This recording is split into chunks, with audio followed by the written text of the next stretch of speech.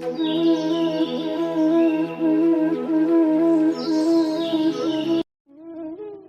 नमो भगवते वासुदेवाय। नमस्कार दोस्तों, आपका स्वागत है हमारे चैनल ग्रंथ दर्शन पर। दोस्तों, इस एपिसोड में हम श्रीमद् भगवद गीता के 9वें अध्याय का अर्थ समझने का प्रयास करेंगे। श्रीमद् भगवद गीता के 9वें अध्याय का नाम राज विद्या राजगुह्य योग है, जिसके अंतर्गत श्लोक 1 से 6 में प्रभाव सहित ज्ञान का विषय है। श्लोक 7 से 10 में जगत की उत्पत्ति का विषय है। श्लोक 11 से 15 में भगवान का तिरस्कार करने वाले आसुरी प्रकृति वालों की निंदा और दैवी प्रकृति वालों के भगवत भजन का प्रकार है। श्लोक 16 से 19 में सर्वात्म रूप से प्रभाव सहित भगवान के स्वरूप का वर्णन है। श्लोक 20 से 25 में सकाम और निष्काम उपासना के फल का वर्णन है तथा श्लोक 26 से 34 में निष्काम भगवत भक्ति की महिमा है। यदि आप श्रीमद् भगवद गीता के अन्य अध्यायों के विषय में पूर्ण जानकारी चाहते हैं तो कृपया हमारे चैनल पर पहले सभी अध्याय अवश्य देखें, जिनका लिंक आपको वीडियो के डिस्क्रिप्शन में मिल जाएगा। यदि आपने अभी तक चैनल को सब्सक्राइब नहीं किया है तो कृपया चैनल को अवश्य सब्सक्राइब करें। अथ श्रीमद् भगवद गीता महात्म्यम मल निर्मोचनम पुंसाम जल स्नानम दिने दिने सकृत गीतांबसी स्नानम संसार मल नाशनम। जल में प्रतिदिन किया हुआ स्नान मनुष्य को केवल शारीरिक मल का नाश करता है, परंतु गीता रूप जल में एक बार भी किया हुआ स्नान संसार मल को नष्ट करने वाला है। अथ 9वां अध्यायः श्लोक 1 श्री भगवानुवाच इदं तु ते गुह्यतमं प्रवक्ष्याम्यन् सूयवे ज्ञानं विज्ञान सहितं यज्ञ ज्ञात्वा मोक्षसे अशुभात्। श्री भगवान बोले, तुझ दोष दृष्टि रहित भक्त के लिए इस परम गोपनीय विज्ञान सहित ज्ञान को पुनः भली भांति कहूँगा, जिसको जानकर तू दुख रूप संसार से मुक्त हो जाएगा। श्लोक 2 राज विद्या राजगुह्यम पवित्र मिदमुत्तमम प्रत्यक्षावगमम धर्म्यम सुसुखम कर्तुम व्ययम। यह विज्ञान सहित ज्ञान सब विद्याओं का राजा, सब गोपनीयों का राजा, अति पवित्र, अति उत्तम, प्रत्यक्ष फल वाला, धर्मयुक्त, साधन करने में बड़ा सुगम और अविनाशी है। श्लोक 3 अश्रद्ध धानः पुरुषा धर्मास्यस्य परंतप अप्राप्य माम निवर्तन्ते मृत्यु संसार वर्तमनि। हे परंतप, इस उपयुक्त धर्म में श्रद्धा रहित पुरुष मुझको न प्राप्त होकर मृत्यु रूप संसार चक्र में भ्रमण करते रहते हैं। श्लोक 4 मया तत्मिदं सर्वं जगत व्यक्त मूर्तिना मतस्थानी सर्वभूतानि न चाहम तेषु अवस्थितः। मुझ निराकार परमात्मा से यह सब जगत जल से बर्फ के सदृश परिपूर्ण है और सब भूत मेरे अंतर्गत संकल्प के आधार स्थित हैं, किंतु वास्तव में मैं उनमें स्थित नहीं हूँ। श्लोक 5 न च मतस्थानी भूतानि पश्य में योगमेश्वरम भूत ब्रह्म च भूतस्थो ममात्मा भूत भावनः। मेरे इस योग ऐश्वर्य को देखो, यद्यपि मैं सभी जीवों का पालन पोषण करने वाला हूँ और सर्वत्र व्याप्त हूँ, फिर भी वह जीव मुझ में स्थित नहीं है और न ही मैं उन जीवों में स्थित हूँ। मैं प्राणियों का जन्मदाता हूँ, लेकिन मैं स्वयं इस भौतिक सृष्टि का अंश नहीं हूँ। श्लोक 6 यथा काश स्थितो नित्यम वायु सर्वत्र गो महान तथा सर्वाणि भूतानि मत स्थानित्योपधार्य। जैसे आकाश से उत्पन्न सर्वत्र विचरने वाली महान वायु सदा आकाश में ही स्थित है, वैसे ही मेरे संकल्प द्वारा उत्पन्न होने से संपूर्ण भूत मुझ में स्थित हैं, ऐसा जान। श्लोक 7 सर्वभूतानि कौन्ते प्रकृतिम यान्ति मामिकाम कल्पक्षय पुनस्तानि कल्पादो विसृजाम्यहम्। हे अर्जुन, कल्पों के अंत में सब भूत मेरी प्रकृति को प्राप्त होते हैं, अर्थात प्रकृति में लीन होते हैं, और कल्पों के आदि में उनको मैं फिर रचता हूँ। श्लोक 8 प्रकृतिम स्वामवष्टभ्य विसृजामि पुनः पुनः भूतग्राममिमं कृत्सनं वशं प्रकृतेर्वशात्। अपनी प्रकृति को अंगीकार करके स्वभाव के बल से परतंत्र हुए इस संपूर्ण भूत समुदाय को बार बार उनके कर्मों के अनुसार रचता हूँ। श्लोक 9 न च माम तानि कर्माणि निबध्नन्ति धनंजय उदासीन वदासीन मसक्तम तेषु कर्मसु।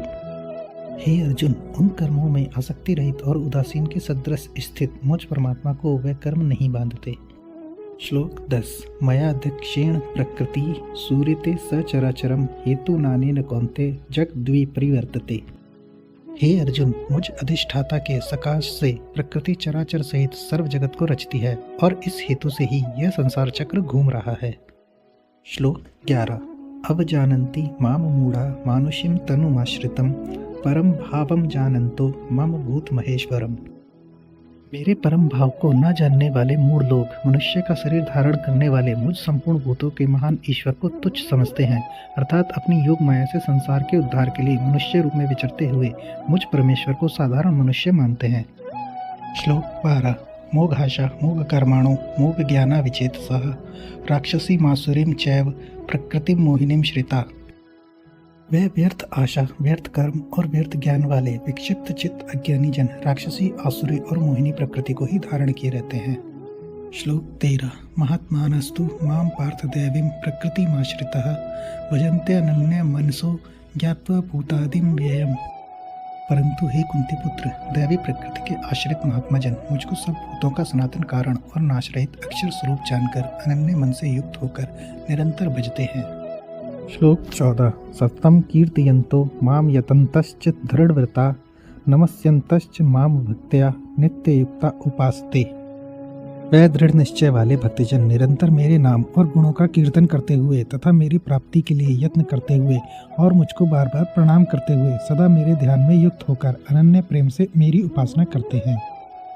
श्लोक 15। ज्ञान यज्ञेन चापयन्ये यजन्तो मामुपासते एकत्वेन पृथकत्वेन बहुधा विश्वतो मुखम।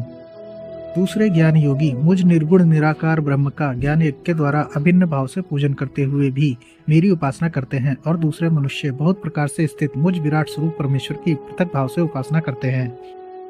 श्लोक 16। अहम क्रतुरहम यज्ञः स्वदाहम हमौषधम मंत्रो अहम हमे वाज्य महम अग्निरहम हुतम। क्रतु मैं हूँ, यज्ञ मैं हूँ, स्वधा मैं हूँ, औषधि मैं हूँ, मंत्र मैं हूँ, घृत मैं हूँ, अग्नि मैं हूँ और हवन रूप क्रिया भी मैं ही हूँ। श्लोक 17। पिताहमस्य जगतो माता धाता पितामह वेद्यम पवित्रमोंकार रक्षाम यजुरेव च। इस संपूर्ण जगत का धाता अर्थात धारण करने वाला एवं कर्मों के फल को देने वाला पिता, माता, पितामह, जानने योग्य पवित्र ओंकार तथा ऋग्वेद, सामवेद और यजुर्वेद भी मैं ही हूँ। श्लोक 18। गतिर्भृता प्रभु साक्षी निवासः शरणं सुहृत् प्रभवः प्रलयः स्थानं निधानं बीजं व्ययम्। प्राप्त होने योग्य परम धाम, भरण पोषण करने वाला, सबका स्वामी, शुभाशुभ का देखने वाला, सबका वास स्थान, शरण लेने योग्य, प्रति उपकार ना चाहकर हित करने वाला, सबकी उत्पत्ति प्रलय का हेतु, स्थिति का आधार, निधान और अविनाशी कारण भी मैं ही हूँ। श्लोक 19। तपाम्यहम हम वर्षम निग्रहणाम्युत सृजामि च अमृतम चैव मृत्युश्च सद सच्चाहम अर्जुन। मैं ही सूर्य रूप से तपता हूँ, वर्षा का आकर्षण करता हूँ और उसे बरसाता हूँ। हे अर्जुन, मैं ही अमृत और मृत्यु हूँ और सत असत भी मैं ही हूँ। श्लोक 20। त्रय विद्या माम सोमुपः पूत पापा यज्ञरिष्टवा स्वर्गतिम पार्थयन्ते ते पुण्यमासाद्य सुरेंद्र लोक मशनन्ति दिव्यान देवी देव भोगान। तीनों वेदों में विधान किए हुए सकाम कर्मों को करने वाले, सोम रस को पीने वाले, पाप रहित पुरुष मुझको यज्ञों के द्वारा पूजकर स्वर्ग की प्राप्ति चाहते हैं। वह पुरुष अपने पुण्यों के फल रूप स्वर्ग लोक को प्राप्त होकर स्वर्ग में दिव्य देवताओं के भोगों को भोगते हैं। श्लोक 21। ते तम भुक्त्वा स्वर्ग लोकम विशालम शिने पुण्य मृत्य लोकम विशंति एवं त्रय धर्म मनु प्रपन्ना गतागतम काम कामा लभन्ते। वह उस विशाल स्वर्ग लोक को भोगकर पुण्य क्षीण होने पर मृत्यु लोक को प्राप्त होते हैं। इस प्रकार स्वर्ग के साधन रूप तीनों वेदों में कहे हुए सकाम कर्म का आश्रय लेने वाले और भोगों की कामना वाले पुरुष बार बार आवागमन को प्राप्त होते हैं, अर्थात पुण्य के प्रभाव से स्वर्ग में जाते हैं और पुण्य क्षीण होने पर मृत्यु लोक में आते हैं। श्लोक 22। अनन्याश्चिन्तयन्तो माम ये जनाः पर्युपासते तेषां नित्याभियुक्तानां योगक्षेमं वहाम्यहम्। जो अनन्य प्रेमी भक्तजन मुझ परमेश्वर को निरंतर चिंतन करते हुए निष्काम भाव से भजते हैं, उन नित्य निरंतर मेरा चिंतन करने वाले पुरुषों का योग क्षेम मैं स्वयं प्राप्त कर देता हूँ। श्लोक 23। ये अप्यन्य देवता भक्ता यजन्ते श्रद्धान्विताः ते अपि मामेव कौन्ते यजन्ते विधि पूर्वकम्। हे अर्जुन, यद्यपि श्रद्धा से युक्त जो सकाम भक्त दूसरे देवताओं को पूजते हैं वह भी मुझको ही पूजते हैं, किंतु उनका वह पूजन अविधि पूर्वक अर्थात अज्ञान पूर्वक है। श्लोक 24। अहम ही सर्व यज्ञानां भोक्ता च प्रभुरेव च न तु माम भी जानन्ति तत्त्वेनातश्चैवन्ति ते।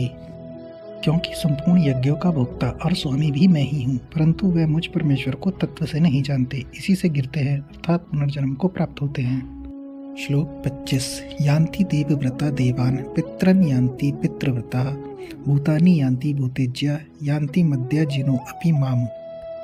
देवताओं को पूजने वाले देवताओं को प्राप्त होते हैं, पितरों को पूजने वाले पितरों को प्राप्त होते हैं, भूतों को पूजने वाले भूतों को प्राप्त होते हैं और मेरा पूजन करने वाले भक्त मुझको ही प्राप्त होते हैं, इसलिए मेरे भक्तों का पुनर्जन्म नहीं होता। श्लोक 26।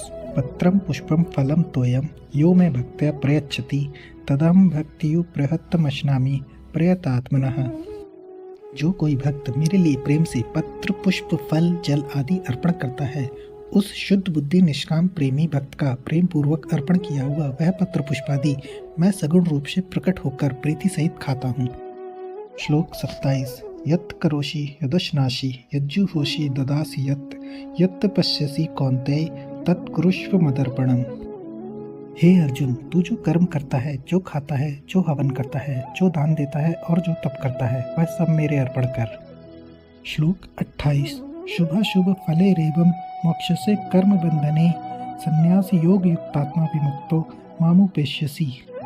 इस प्रकार जिसमें समस्त कर्म मुझ भगवान के अर्पण होते हैं, ऐसे संन्यास योग से युक्त चित्त वाला तू शुभाशुभ फल रूप कर्म बंधन से मुक्त हो जाएगा और उनसे मुक्त होकर मुझको ही प्राप्त होगा। श्लोक 29। समो अहम सर्वभूतेषु न मे द्वेष्यो अस्ति न प्रियः ये भजन्ति तू माम भक्त्या मयि ते तेषु चाप्यहम्। मैं सब भूतों में समभाव से व्यापक हूँ, न कोई मेरा अप्रिय है न प्रिय है, परंतु जो भक्त मुझको प्रेम से भजते हैं वह मुझ में है और मैं भी उनमें प्रत्यक्ष प्रकट हूँ। श्लोक 30। अपि चेत सुदुराचारो भजते माम अनन्य भाग साधुरेव स मंतव्यः सम्यग् व्यवसितो ही सः।